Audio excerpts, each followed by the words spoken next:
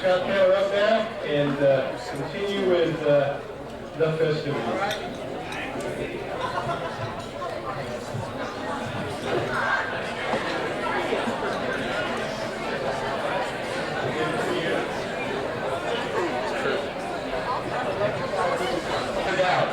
There will be some fond memories of airplanes.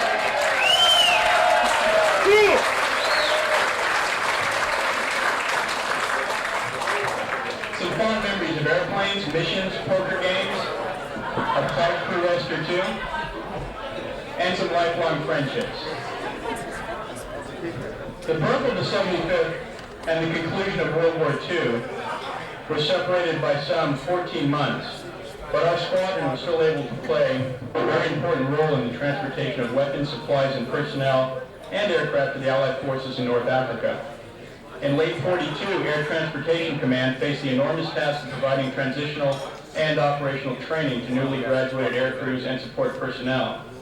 Although the command relied heavily upon civilian carriers to provide this training, Air Transport Command hoped to take over most of these duties by the end of 1943. That's 1943. Those of us here who remember 1943, we owe something to those people. So on February 8th, 1943, the 2nd Operational Training Unit was activated. It consisted of the 75th and 76th Special Ferrying Squadrons based at Homestead Army Air Base, Florida. Our squadron operated a ground school for Advanced Ferrying Division crew members in the old Pan American Ferries building. With Captain Richard R. Colburn commanding, the squadron's work centered on the C-46 Commando and the C-60 Lodestar. That's the wrong direction, as is that. The B-24 Liberator and a modified version of this bomber, the C-87 Liberator Express,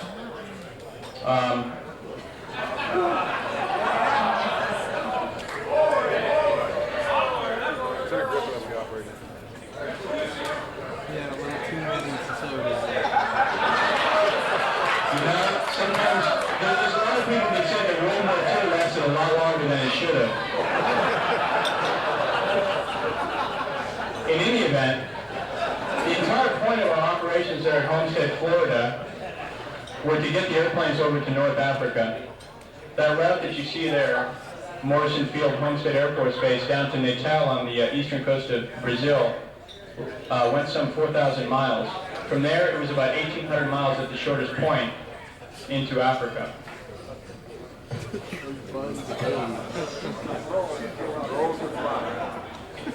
The 75th completed the war, was deactivated, and then reactivated in Great Falls, Montana.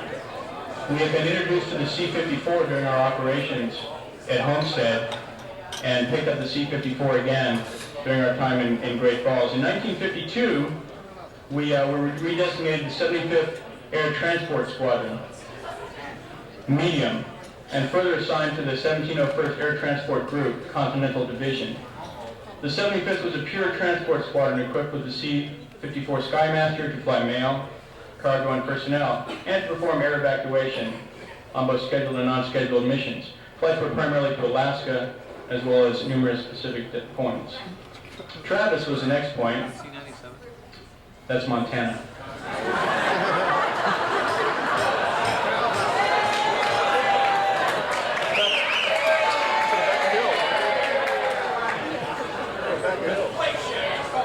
Like that? All right.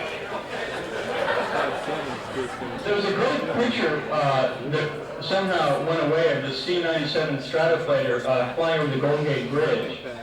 It's a great picture because the plane's flying over the bridge and there's no traffic on the Golden Gate Bridge. Additionally, there's a lot of real estate that's undeveloped on all sides of the bay there. You're wondering where the money was and the people in the squadron during those years. Maybe they had it and they invested in some of their land and they're not here tonight because they're living in Tahiti. But it's certainly a good deal.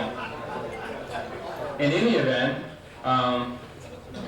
this patch here was the one that the 75th adopted to kind of symbolize its new mission. You got a kangaroo, which is a gentle beast, but when it's aroused, it'll fight pretty well. And you've got a sort of a modified boxing glove on it there. And then you got it hopping around the South Pacific from island to island as appropriate. Can I ask, are we going to get the slide? There we go.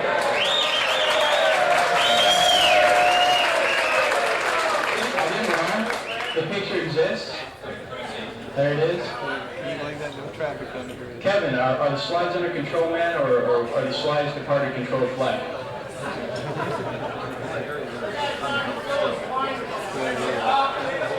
All right. There we go. We're at Travis now. We flew the C-97 Stratoflater, and in the late 1950s, we adopted our new patch. In 1960, the 75th Trained Air National Guard units in the C-97 and converted to the more modern C-124 Globemaster. In this picture, Major J.A. Talbot creates the squadron's first Globemaster crew to make a Pacific run. I think he's saying, this is Hickam. They're going to build outrigger hotels there. I think that's what he's saying.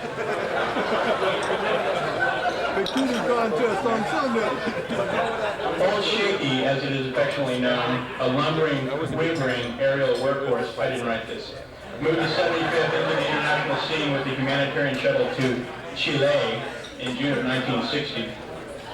In the Amigos Airlift Project, the 75th had tons of food, construction material, and medical supplies for victims of a disastrous flood.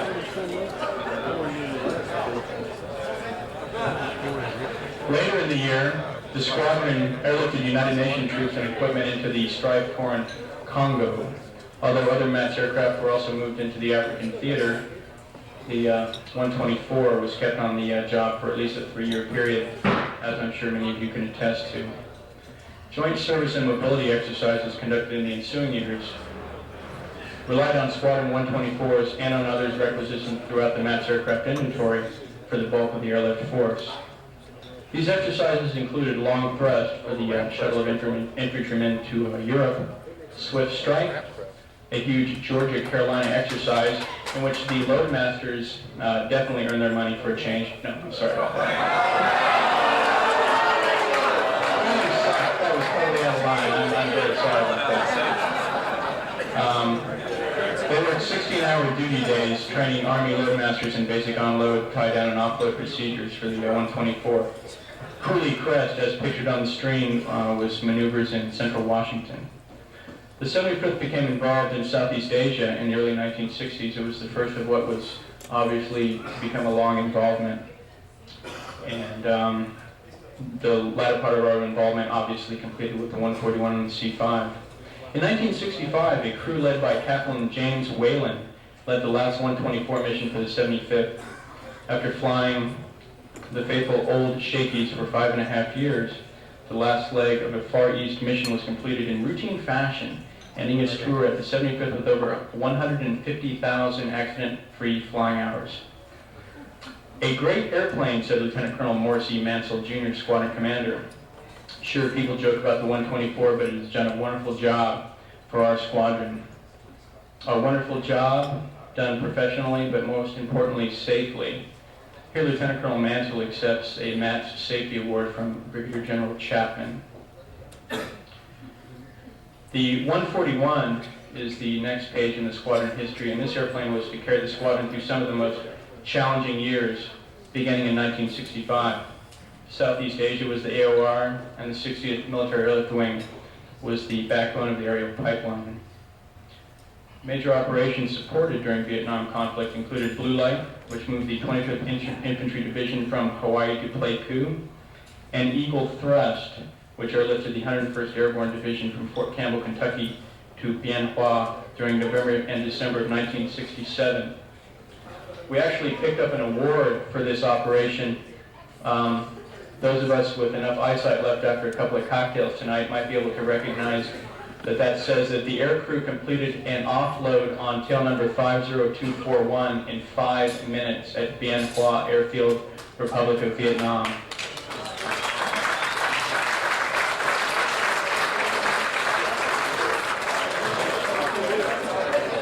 The crew identified as Captain James Tucker, Captain Ronald Getzoff, Staff Sergeant Frank McNana, Lieutenant Norman Gifford, Second Lieutenant Elmer Crussell, Tech Sergeant James Wright, and Staff Sergeant Johnny D. Stoops. Well done. In August of 1968, with sister squadrons, the 75th participated in the giant airlift of 4,500 men and 400 tons of equipment of the 1st Brigade, 5th Infantry Division at Fort Carson, Colorado to Da Nang Air Base, Vietnam. That's definitely one of those trips where you pack a little bit of everything. They were carried sick and wounded servicemen back to the States on all the return missions. Also in 1968, the 75th returned the freed crew of the USS Pueblo, a naval intelligence gathering ship.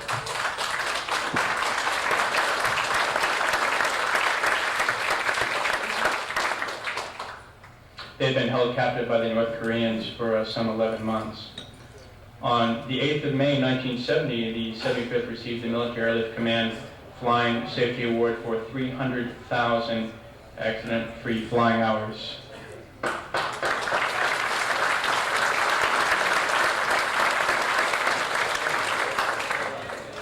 As seen here, Lieutenant Colonel Christie is accepting the plaque from the wing commander at the time.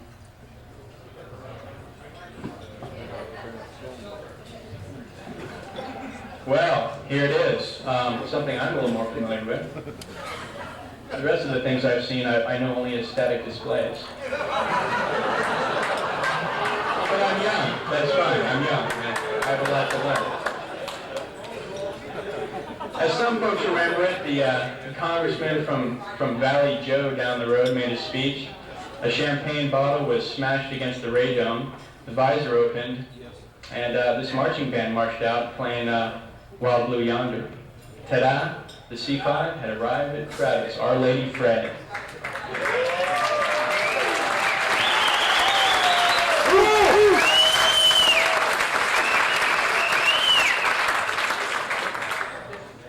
Continuation of the war in Vietnam, coupled with demands for increased airlift capability, led to the development of the Lockheed C-5 Galaxy, the free world's, maybe not such a good term anymore, largest transport aircraft. With a cargo hold of over 144 feet long and an in-flight refueling system, it had almost an unlimited range. Or at least lately, the range seems to be from Los Angeles to Jeddah, Saudi Arabia. That seems to be as far as they'll let us go, which is fine. That's long enough. The 75th MAS transitioned to the C-5, becoming MAC's first operational squadron to fly the new aircraft.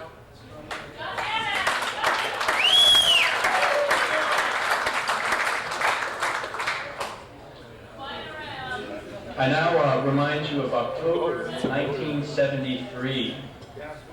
Egypt and Syria attacked Israel on Yom Kippur, and the largest Arab-Israeli war since 1948 began. During this 18-day war, the 75th flew 18 missions in support of Operation Nickel Grass, delivering badly needed supplies and equipment to our Middle Eastern allies. This made the money for the C-5. This proved that it could do what it was supposed to do. Additionally, in April of 1974, 75th airlifted minesweeping equipment to Cairo. In 1974, the 75th, along with the 301st, flew the C-5's first largest plane to land in Australia and New Zealand.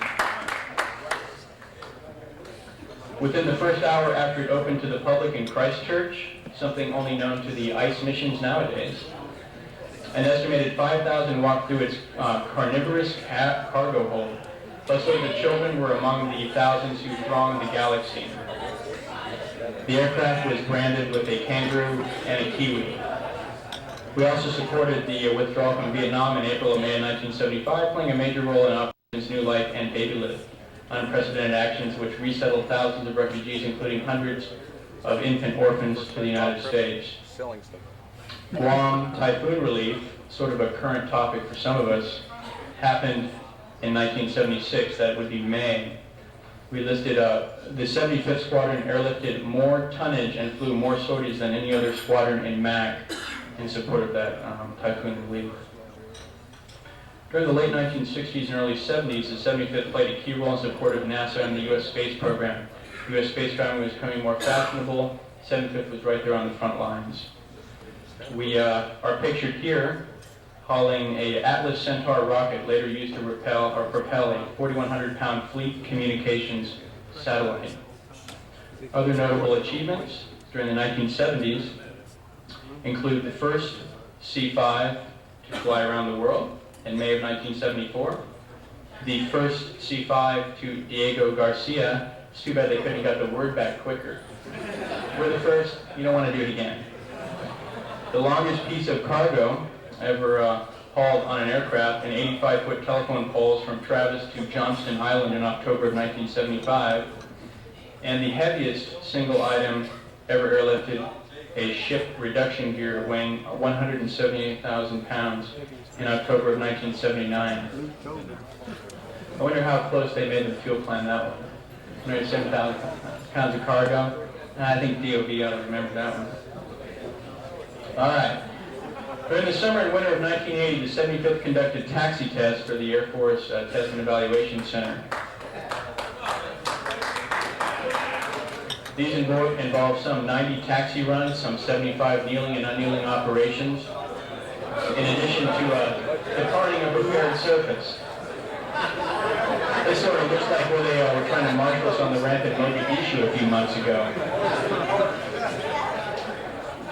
On April of 1962, the 75th flew the internationally acclaimed Crystal Ball mission. We have the aircrew pictured here. This operation involved delivery of a large, critical, and extremely sensitive component of a linear accelerator nonstop from Travis Air Force Base to Rhein-Main Air Base, Germany. Then in 1982, one of our crews was confronted with a major in-flight emergency. We have Captain Milty Brewer there and his crew posing with their awards, and this is the tail behind that photo. They're on a departure leg at Clark, and as they pulled back on the yoke, they heard a large bang from the right side of the aircraft.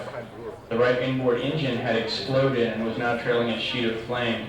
Captain Brewer shut down the torching power plant. You guys like that word? Torching power plant. And attempted to extinguish the blaze with the aircraft's firefighting system. However, since the cowling had been blown into the local community by the force of the explosion, the firefighting system was ineffective. And they were forced to fly the burning aircraft around for an emergency landing, and darn the luck, another Clark crew rest. For their efforts, they were rewarded with the General William H. Tunner Crew Award for the Best Overall Aircrew in Military Airlift Command. An outstanding job, and the reason that they were at Diego, or the reason that they were at Clark during those years, is because at the time the squadron was heavily involved in Diego shuttles out of Clark in support of the hostages which were being held in Tehran at the time. A lot of hours, a lot of long days in support of those years. The 75th also flew a sensitive mission enhancing rescue efforts during the Achille Lauro cruise ship hijacking, and played a major role during the U.S. invasion of Grenada in 1983. During the 80s, the 75th continued support of the U.S. space program and delivered many vital space shuttle components, plus it's a skid strip crew rest, which is an added bonus. In 1987, the 75th flew a mission supporting the Pope during his visit to Colombia, South America. The highlights of 1988 included airlift missions supporting the Yellowstone Park firefighting effort.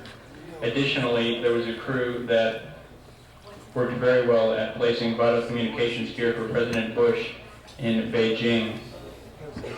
And there they are enjoying one of the few Beijing crew rests we've ever had that wasn't a Birch mission. All right. In 1989, the 75th participated in the first C-5's mission to Antarctica. This is in support of the National Science Foundation efforts. These missions typically take place October of each year and involve the crew staging out of Christchurch, New Zealand for some 2 to 3 weeks of operations down into Antarctica. This is the first opportunity each year that the scientists actually have to arrive on the ice with their equipment and to trade out the folks that have been sitting there all winter.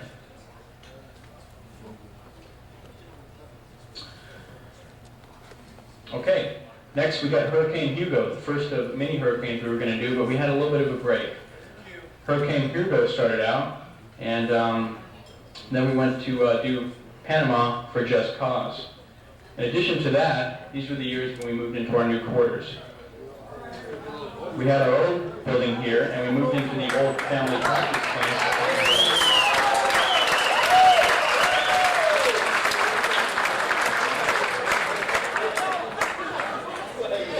This is what was, and this is what is. The old family practice clinic that Self-Help built. The squadron, through its efforts, through its elbow grease, through its resources, was able to turn that squadron into what you have seen for the past few days, which is a very comfortable place to work.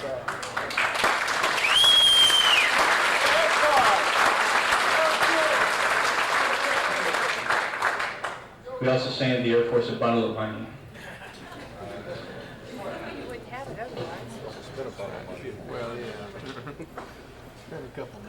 Just as we were finishing the squadron, we were tasked to fly a series of missions to Saudi Arabia, which turned into several hundred missions to Saudi Arabia.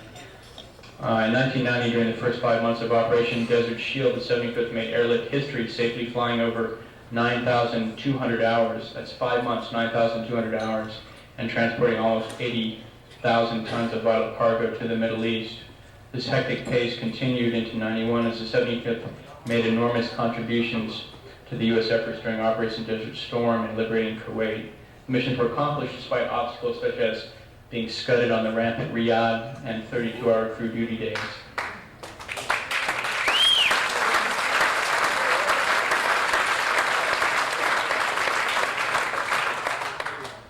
The 75th continued to support operations in that region by provide comfort, aiding Kurdish refugees following their flight from Saddam Hussein to the north of the country.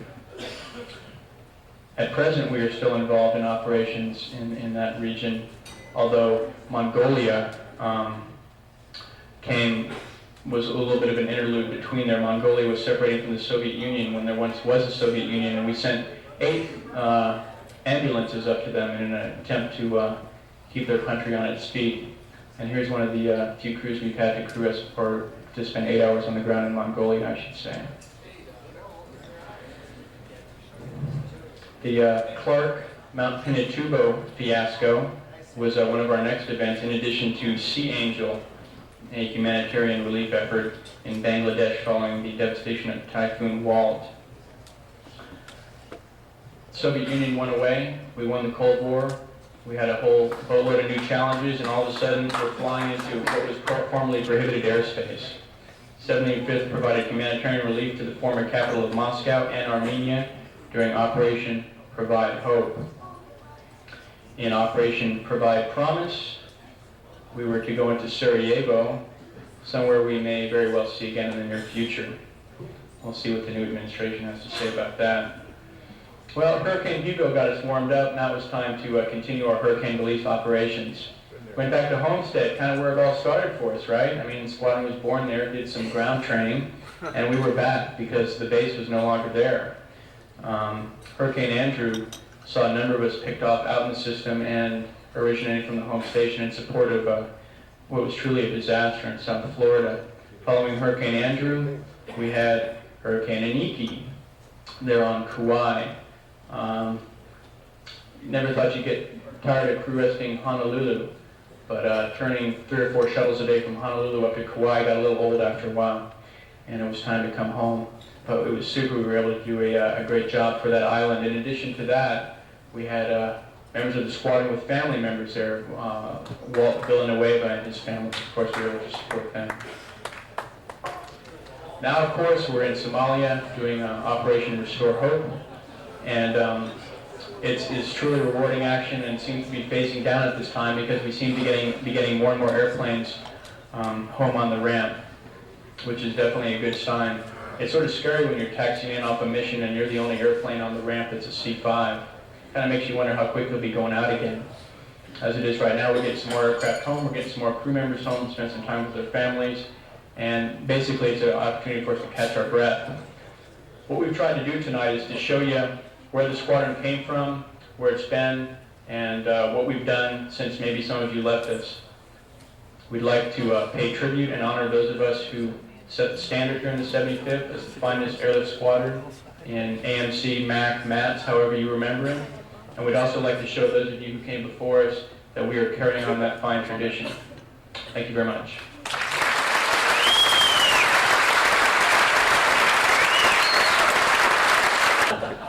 But there are young guys in the 75th. And in fact, the last year and a half has seen quite a transition in the C5 as our Air Force is downsized. And where we used to have majors and lieutenant colonels, we now have first lieutenants and captains.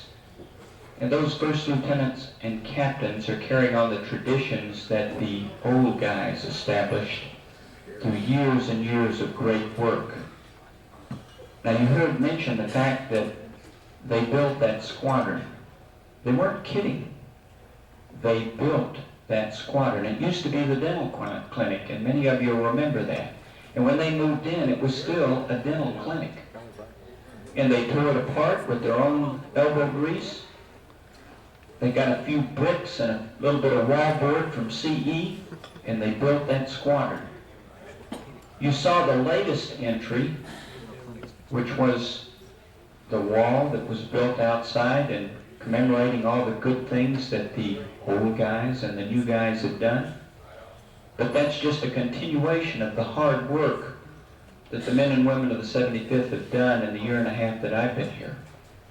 And oh, by the way, while they were doing all of that and flying all those missions that you heard about, we happened to have a visit from the Green family from up at 22nd Air Force. And they came down and gave us a staff assistance visit in Standy Val. And not one member of the 75th blew a test, and not one member of the 75th failed a check ride. In fact,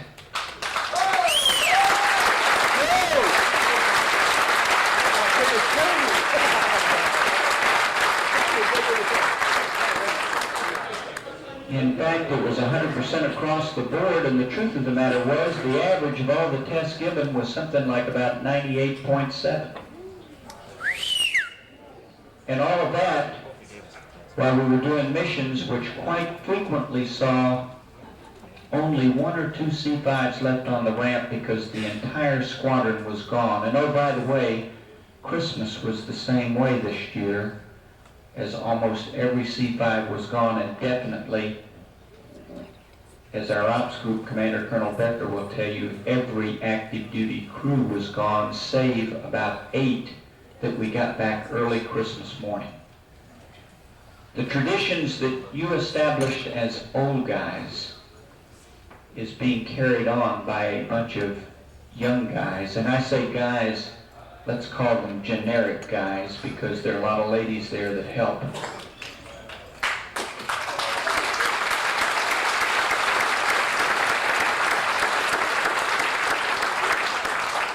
And if you're proud of the squadron that you served in so diligently and so faithfully and achieved such great results, you should be equally proud of them today as I am to be their commander, because the young guys are making the 75th everything you ever thought it should be, and they are one of, if not the most outstanding squadrons in the United States Air Force, and they proved it. Ladies and gentlemen, let's have a round of applause for the new guys in the 75th.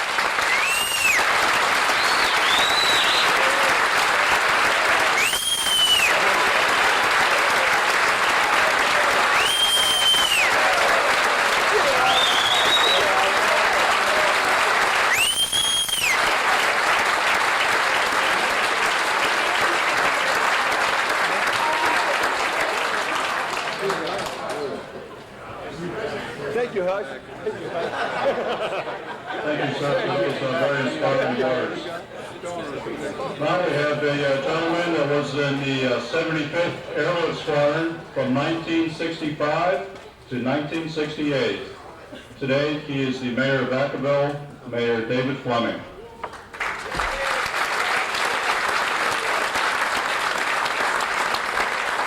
I'm proud to be here, and I think I speak for a lot of you there. General Sams said something about, you know, the chant going up to the old guys, old guys, old guys. I think one of the things that happens when you get to be an old guy, and I'm 60 now, and I left the squadron 25 years ago. It's a long time. I see a lot of the guys out there that were in it then. It's what you find out though when you get to be an old guy is that how great it was. You know, what a fantastic organization and what a fantastic time it was. It was a time in your youth, and you were part of a group of people that were doing things that most other people couldn't do, weren't qualified to do, and you knew it at the time, didn't realize it, because from then on, it's all downhill. You're together with a lot of other people, and none of them ever come up. I'm not talking about just the 22nd, but the Air Force in general. But when you get out in civilian life, and even those, I mean, there's a lot of people out there that fly in the airlines, and it's never the same as the Air Force. They're very special people, and the associations you have, that group of people getting together, it's organizations like the 22nd that are among an elite group of organizations. I'm sorry, I keep saying 22nd. I was in that squadron later, so I'm sorry about that. 75th. Also, one of the things, yeah, I know. Well, a lot of people out there with the 22nd too. But that's another thing that happens when you get to be an old guy. Your mind starts to, you know. But it's when you get out in the civilian group, it's never the same. You never meet the same kind of group of people again, and you really look back, and those were the best times. As I said, this kind of elite organization is the strength of the United States. If they weren't in being, ready to go, trained, and dedicated and proud of themselves and so forth, the United States wouldn't be the country it is. It's great to have assets in the background, but this is what's up front and in the forefront. So I'm proud and happy to have been a member of the 75th, and I think I'm sure I'd speak for a lot of people out there that are old guys. Anyway, I said one of the things the mayor gets to do is proclaim things, and therefore I made a proclamation here. It's proclamation of the 50th anniversary of the 75th Military Airlift Squadron, dated January 30th, 1993, because that's the 50th anniversary of the formation. It says, whereas, on 30 January 1943, the 75th Military Carrying Squadron Special, and they knew in those days it was special, was constituted under the Air Transport Command and activated at Homestead Air Force Base, Florida, with Captain Richard R. Colburn. I threw that in because you all know.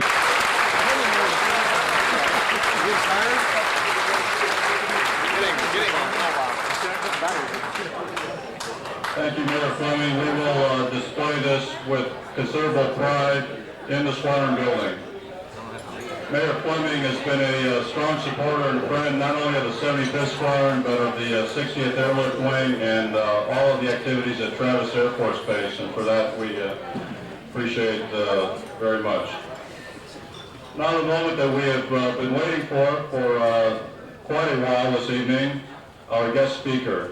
I'd like to say a few words highlighting parts of his career without being too long, since we are all very anxious to hear the words that he will have for us this evening. Richard Dick Rutan was born 1 July 1938 in Loma Linda, California. On his 16th birthday, he received his pilot's license and his driver's license. At the age of 19, Dick Rutan joined the Air Force Aviation Cadet Program, where he later received a Bachelor of Science degree at the American Technological University through the Air Force Professional Education Bootstrap Program. One of Dick Rutan's first Air Force assignments was at Travis Air Force Base, 1963 through 1965, flying the C-124. Shortly thereafter, became a fighter pilot Tactical Air Command, where he spent the remainder of his 2 decades of service in the U.S. Air Force. Lieutenant Colonel Rutan flew 325 combat missions in Vietnam, 105 of them as a member of the Super Sabre FAC, commonly known as MISTIs. Before retiring from the Air Force in 1978, Colonel Rutan had been awarded the Silver Star, 5 Distinguished Flying Crosses, 16 Air Medals, and the Purple Heart. After retirement, Dick Rutan joined his brother Bert as production manager and chief test pilot for the Rutan Aircraft Factory. He flew the test flight development of the Defiant, the Beech Starship, the European Microlight, the T-46, and the Long EZ, in which he set numerous individual world speed and distance records in 1982. Colonel Rutan was awarded the Louis Blériot Medal by the Fédération Aéronautique Internationale, in recognition of these record-setting flights.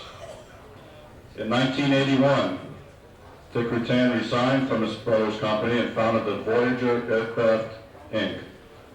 With his partner, Gianna Yeager, he prepared to complete the first around-the-world, non-stop, non-refueled flight in the Voyager aircraft that would more than double the previous absolute world distance record held by an Air Force B-52 bomber. On 14 December 1986, Dick Rutan and Gina Yeager took off on their history-making flight. 9 days, 3 minutes, and 44 seconds later, they set the storm-battered Voyager down on the dry lake pad at Edwards Air Force Base, in a scene that many of us, probably all of us, are very familiar with.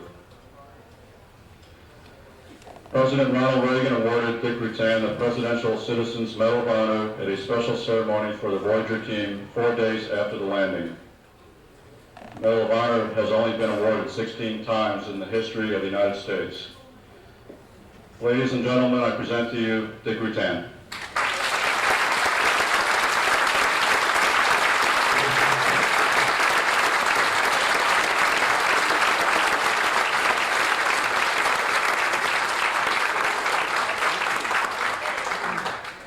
Boy, you talk about nostalgia. I want to give you some of you guys a test. How many here were flying or involved with the C-124? I want to mention a couple of things and see if you remember. I don't know exactly the date that I got here, but I was riding in the back of F-89Ds, F-89D Scorpions, Keflavik, Iceland. Anyway, I was assigned to Travis. When I got here, they were doing things like low-level training. They kicked the 101st Airborne out over a place called Cuba during the Cuban Missile Crisis. And the day I left Travis was the day that the very first C-141 landed here and inaugurated maps into the jet cargo service. So anyway, that was the tour of duty. But there's a couple of things that some of you remember. Anybody remember Mag Check Charlie? Okay, some of you remember that. Now, Mag Check Charlie, for you, somebody's looking at Mag Check. What's that? What's a mag? Anyway, on these old airplanes, they had a lot of stuff they checked out, but there's a shark in Wake Island. And he'd stand around because the runway went from one end of the island to the other. And when they'd run up out there, old Shanky would run up, check all this stuff, and this shark would listen. And if he heard a bad mag, he would swim real quick around to the far end and wait for you. A couple other things, too. Now, this is great. I was in the 85th, but it's the same thing. We all knew each other. I'll never forget the first time. Like if you get up in the morning, you're pre-departure crew rest. You get up in the morning, and you wait all day, and you do things around the house. And about 10 o'clock, 9, 10, 11 o'clock at night, when you're ready for bed, they call you up and say, "Guess what? You're alerted to be down here in 2 hours. You're going to go to Southeast Asia again." So you go staggering down there and you meet all the guys like this Maury Wasserman character. Anybody ever fly with that guy? Well, I could tell stories all night about that trip. Anyway, you show up down there, you meet all these guys, and they do all the things, and you go all cranked up and you head out. And before you get to the Golden Gate Bridge, the aircraft commander, like this guy, was in the bunk. The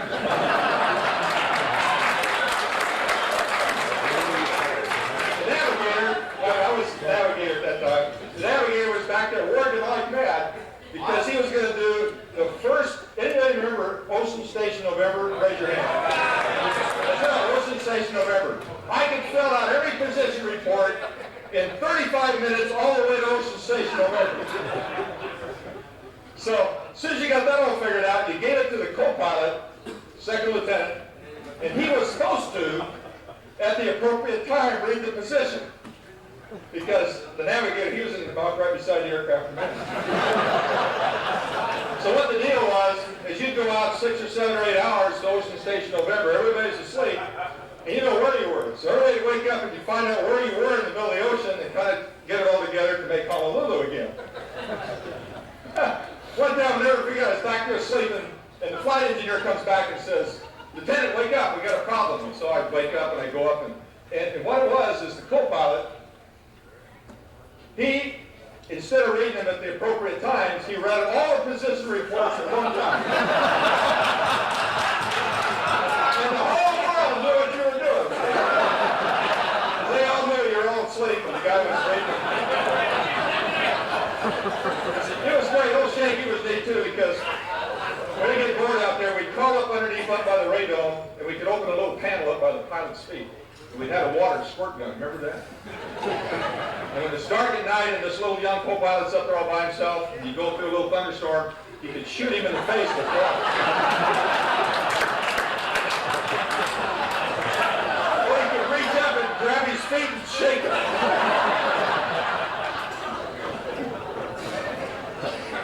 That was great. There was another one too. I remember we were at Hickam after being out 35, 40 days, on your way back. And and I'll never forget this one time, this captain, and he was a real crotchety guy. I think he'd been in the Air Force 25 years, still a captain. Trying to remember his name. Anybody know Beneke? Beneke was a guy that would chew on a cigar, never smoked it. I don't know, he's probably shot somebody, or got shot himself. Anyway, we're going to base ops, and Peterson, my friend over there, he did base ops. And we would go in there, and Travis was walks off. 0-0 in fog at our ETA arrival. The whole area, you know how it gets around here, it's all walks off. And he went in there and says, "How can you send me out of here to California when all the weather is terrible?" And he says, "Well, we'll fire 2 alternates." And he was arguing back and forth and back and forth. Pretty soon this command post guy looked at him, he says, "Captain," he says, "I've been sending airplanes out of here all night long, and ain't one of them come back yet." Your turn. You recording this? Yeah. Okay. Let's bullshit. Sorry. Anybody remember Frenchie, a flight engineer? Yeah. Who knows Frenchie? Everybody knows Frenchie, a flight engineer? Now I'll tell you about that later. My name is Dick Rutan. I'm a candidate for the United States Congress. I consider myself eminently qualified for the office of which I seek.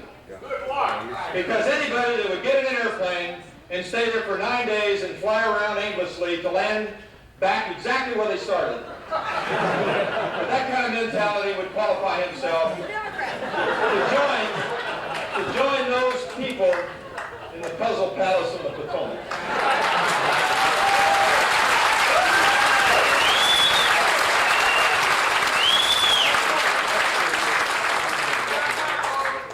I'll tell you what, there's an organization I used to be a member of. It's called the United States Air Force. And I was never so proud to be a member of that, being an alumni. Except when I look back, I see the dedicated people that are serving right now. And those of you that are doing that now, let me say something, that it cycles and it changes. Sometimes they need a lot of pilots, sometimes they bank them. If you look back at the history of our country, they haven't learned a damn thing. They keep doing the same thing, but it's going to get worse.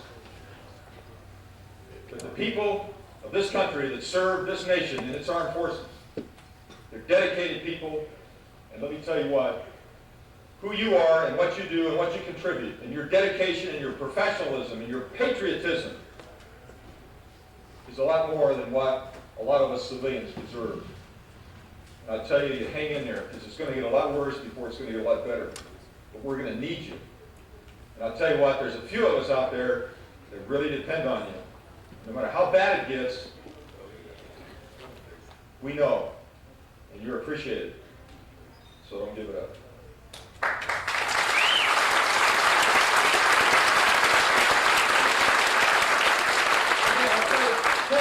lot of fun. We had a lot of speeches tonight. I want to tell you, you're really special tonight, so I'm going to tell you just the real special stuff. There's a lot of frou-frou about this flight around the world. But it's adventure. I always look at it as life is an opportunity. Life is an opportunity, and what you can accomplish is only limited by what you can drink. Now that's serious. So turn on the projector. You don't have to do that? Okay, only limited by what you can drink. And what you do with your life, you should find out what you can just barely capable of performing, and that should be the minimum of what somebody strives to do. Because most people sell themselves short about what they can actually accomplish. Now, I'm not saying that. I'm saying that only looking back. Because when we started this thing, I had no idea, first of all, how difficult it was going to be, and second of all, how dangerous it was going to be. Now, I left Travis, went through pilot training, they put me in a jet fighter, and I got to go to a place called Hanoi and get shot and ride a burning fighter out to the Gulf of Tonkin. But let me tell you, I was a lot safer on that trip than I was off the storm-battered coast, off the coast of Vietnam that night. When I asked them about, hey, we need to fly, bad weather and all kinds of stuff, and they says, no, if you cross this line, we're going to shoot you down. And I believed it, because I knew they weren't kidding. The Voyager flight was a very unique thing, something that nobody had ever done before. An absolute distance record, double the distance that any airplane had ever flown before.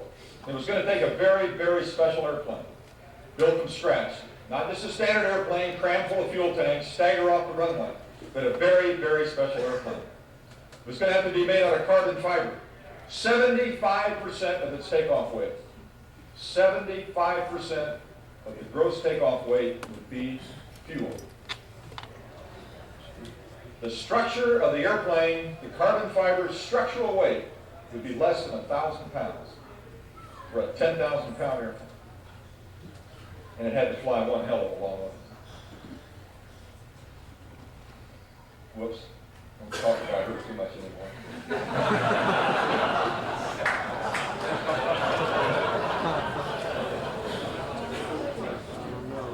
That's another story. Anyway, the guy that started this thing, the person that said that this can really be done, in my mind, the ultimate visionary, the ultimate dreamer, the person that says we can do it different. Clever, innovative, to really dream in his Bird routine. He comes up with some of the most god-awful things you've ever seen. And when he told us that day that he thought it was possible to design an airplane and fly it non-stop, non-refuel, 28,000 statute miles. Wow. And he's my brother, and I believed him. So off we went on this gallant journey. We talked about this thing about flying around the world, and a couple of things came up. First of all, we knew that it would be a historical event, a milestone in aviation, maybe one of the last significant achievements in aviation. The last major milestone, if you would. Another thing is that we wanted to fly around the whole world. Not like Howard Hughes and Wiley Post that flew high in the northern latitude, something like 15,000 statute miles. We wanted to fly the full 25,000 miles around the world, non-stop. The maximum circumference of the world. So another thing to do, we wanted to fly over the oceans. Because that takes you, if you fly over the ocean, it's really tough, where you don't have to worry a lot when you're in the clouds about hitting a rock. Another thing is it gives you wide latitude to seek out favorable tailwinds and avoid major weather systems. So anyway, that was the proposed route. A couple things that we had to be first and we had to get credit for. That was the major criteria. It's a historical thing. We look back at a lot of other flights that have made it, aviation around the world. The first ones to go around the world were in 1924, 4 Douglas World Cruisers. 1924, half of them made it. Took them 6 months. The first one to go around the world non-stop was the Lucky Lady 2, just after World War II. Took them 96 hours with multiple aerial refuelings. If you look real close, you can see the hose between the B-29 above and the Lucky Lady 2 below. The absolute distance record. The absolute distance record was set in 1962 by a B-52 bomber. Flew from Cadena, Okinawa to Madrid, Spain. Non-stop, non-refuel. That was the absolute distance record. Nobody had ever flown farther than that. Not the Russians, not the Americans, not NASA, nobody. For us to be successful in what we were going to do, we had to double double the absolute distance record. The airplane had to be made out of carbon fiber. It was going to have a wingspan of 110 feet, bigger than a Boeing 727. It had to be extremely light. The challenge was to build an airplane that was very light. We went to extremes and fanatic about saving weight. We would sand paint. We would cut part of our shorts away. We would trim our masts. We would sand structure away. We would grind valves. We would have all kinds of corny things to ultimately save weight. Because it was a 6-to-1 ratio, it would take 6 pounds of fuel to carry 1 pound around the world. So if you could take a pound out of the airplane, you could leave a gallon of fuel home. Or take an extra gallon, which would take you 49 miles per gallon at the end. Anyway, basically we had to have a cockpit that was as small as possible. It was going to take 10, 11, maybe 12 days initially designed. So we had to have a crew of 2. The guy says, why didn't you do it by yourself on an autopilot? He says, there's something about being on board an airplane when the only occupant is asleep. I didn't much like flying around on an airplane knowing that there was another airplane flying around whose only occupant was asleep. So anyway, it had to be a crew of 2. So anyway, we had to have a cockpit that was as small as possible. Now the size of the cockpit was really critical because the Fédération Aéronautique Internationale required that the aircrew, to get credit for the record, had to be alive and live for 48 hours after you landed. Now if you died by got hit by a car or something, and you didn't live 48 hours, you didn't get credit for the record. So my brother says the cockpit had to be just big enough so you could fly around the world and survive 48 hours. He said any life in excess of 48 hours would be just wasted range capability. Thanks a lot, bro.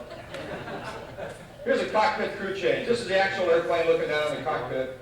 I'm sitting on the right side where the aircraft commander really ought to be. A lot of you don't know that, but that's where it should be. Anyway, I'm sitting in the cockpit. I'm going to show you a crew change. Now I lay down on my back and I slide back into the back of the airplane. By the way, let me re-familiarize yourself here. That's what the whole cockpit crew area looks like. That was kind of a wooden mock-up we made to try to see what the minimum size would be that we could still move around and so forth. Anyway, here we are, going to make this crew change. By the way, now understand that this airplane is made out of carbon fiber. If you have a menu or something, a piece of paper is about 14 thousandths thick.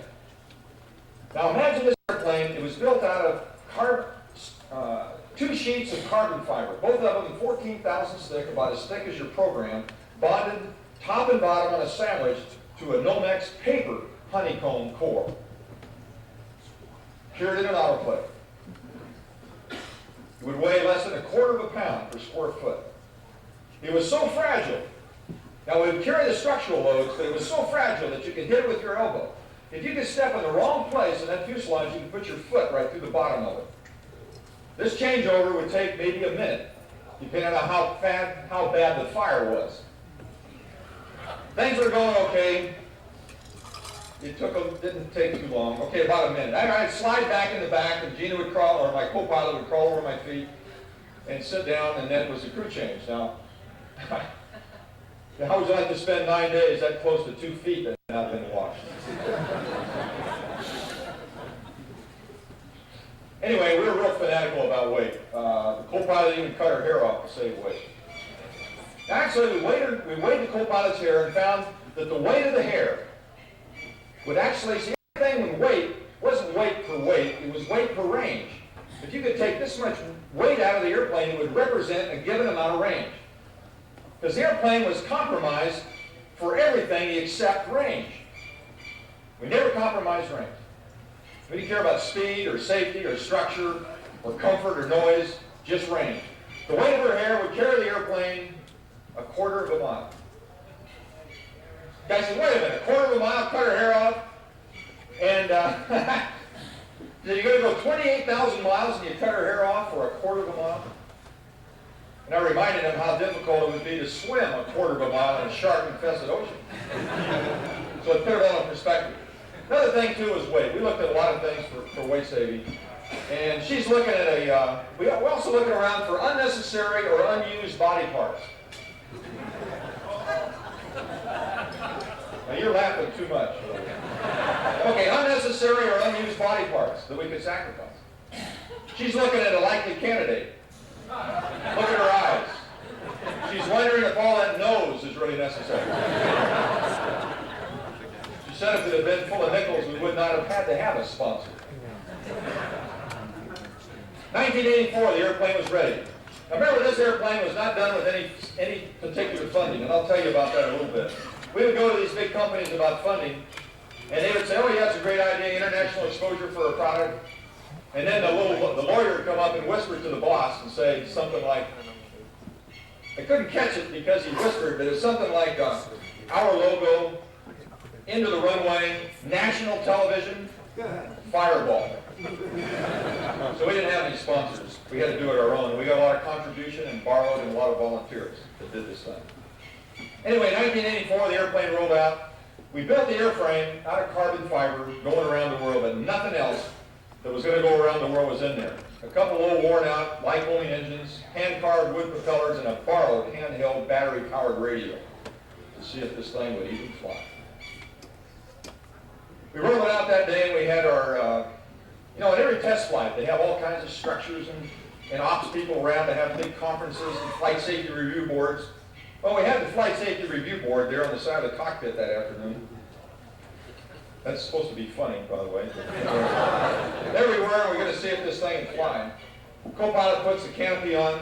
One day on flight test, and I've had an opportunity to be first flights on a lot of airplanes, or when you do high-risk flight tests. Somewhere around when they put the canopy on and they lock the door and you're inside, you're alone. There's a reason for that. It's called high risk. I looked around that day and I was alone.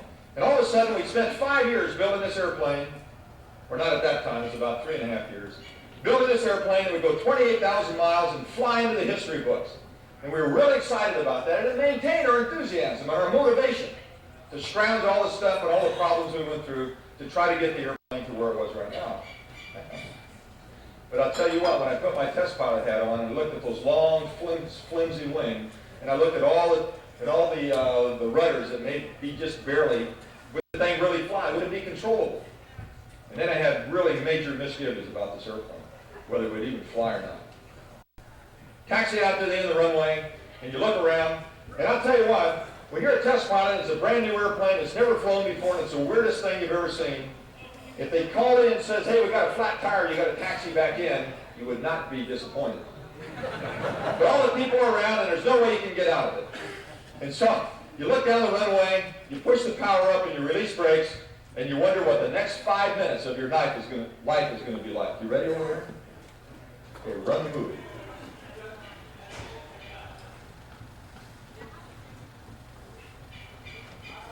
They made the canopy just big enough to handle my nose, not a millimeter bigger.